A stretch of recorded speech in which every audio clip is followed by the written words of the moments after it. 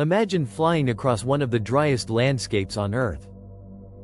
Beneath the aircraft, pale lines begin to emerge from the reddish desert, slowly forming shapes so enormous that they seem impossible to understand from the ground.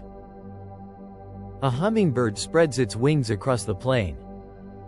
Nearby, a monkey curls its long spiral tail, while a spider, a great bird, and mysterious human-like figures appear between countless straight lines and giant geometric shapes. These are the Nazca Lines of southern Peru. They are among the largest and most mysterious works of art ever created by an ancient civilization. The geoglyphs lie on a vast desert plateau between the modern towns of Nazca and Palpa, around 400 kilometers south of Lima. Across hundreds of square kilometers, the landscape has been transformed into an immense open-air canvas. Many of the lines were created between roughly 500 BC and AD 500. They were not the work of a single generation, but part of a long tradition connected with the Paracas and Nazca cultures. The technique itself was surprisingly simple. The builders removed dark stones weathered by the desert sun, revealing the lighter soil beneath them. Some grooves are only shallow markings in the surface. Yet when viewed from a nearby hill or from the air, these narrow paths combine into figures stretching across dozens or even hundreds of meters. The dry climate helped preserve them. Rain is extremely rare, vegetation is sparse, and the stable desert surface allowed many designs to survive for nearly 2,000 years. But their simplicity makes the mystery even greater. How did ancient people create such precise figures without aircraft, modern surveying equipment, or a complete view from above? The answer may be less supernatural than it first appears. Small designs could be enlarged with wooden stakes, ropes, measured distances, and carefully coordinated teams working across the open plain. A person did not need to see the complete figure from the sky while constructing it.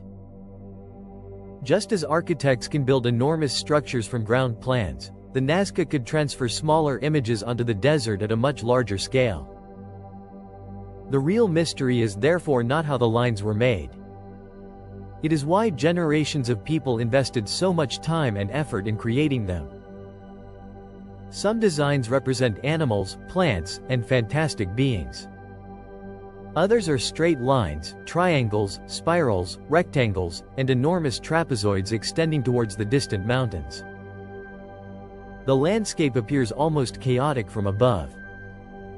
Lines cross older lines, figures overlap geometric shapes, and different generations seem to have added their own marks to the desert.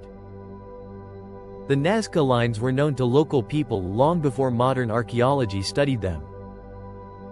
But during the 20th century, aircraft revealed the extraordinary scale of the geoglyphs to a much wider audience.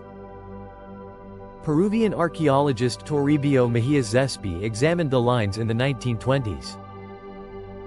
Later, researchers such as Paul Casac and Maria Reich devoted years of work to mapping, studying, and protecting them. Casac noticed that one line appeared to align with the setting sun near the winter solstice. This inspired the idea that the entire desert might have served as a gigantic astronomical calendar.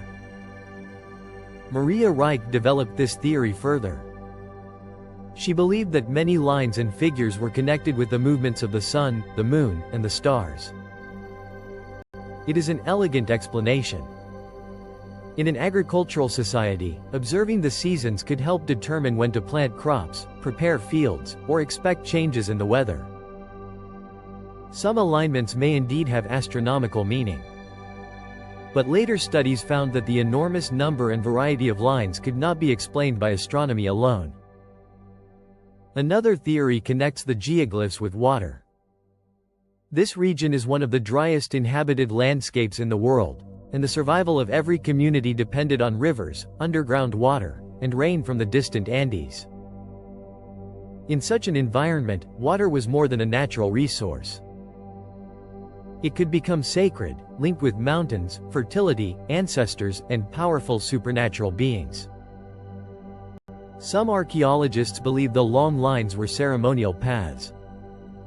Groups may have walked along them in processions, performing rituals intended to bring rain, protect crops, or maintain harmony with the spiritual world.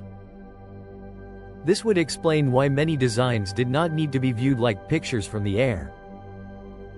Their purpose may have been experienced through movement, ceremony, music, offerings, and the shared act of crossing a sacred landscape. The giant animals may also have carried symbolic meaning.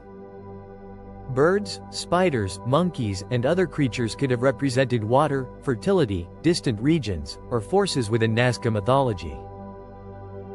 The famous hummingbird, for example, may not have been created simply as decoration.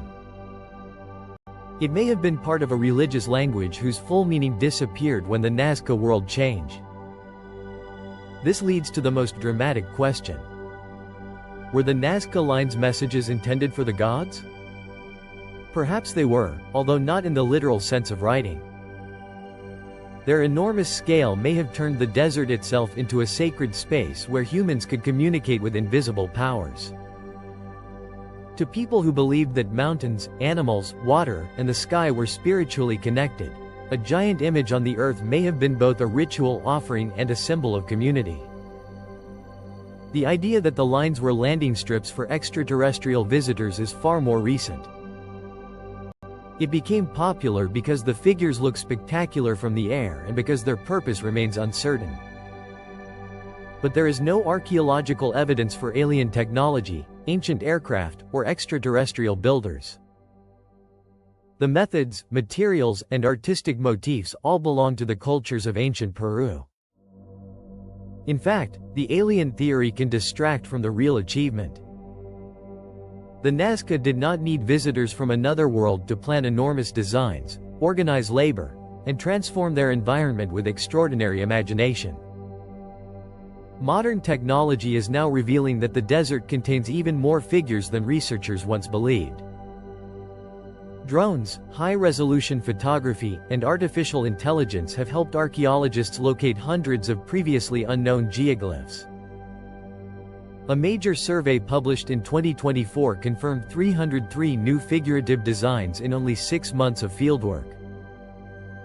Many were smaller human and animal figures placed close to ancient walking trails. Researchers now suspect that different types of geoglyphs had different purposes.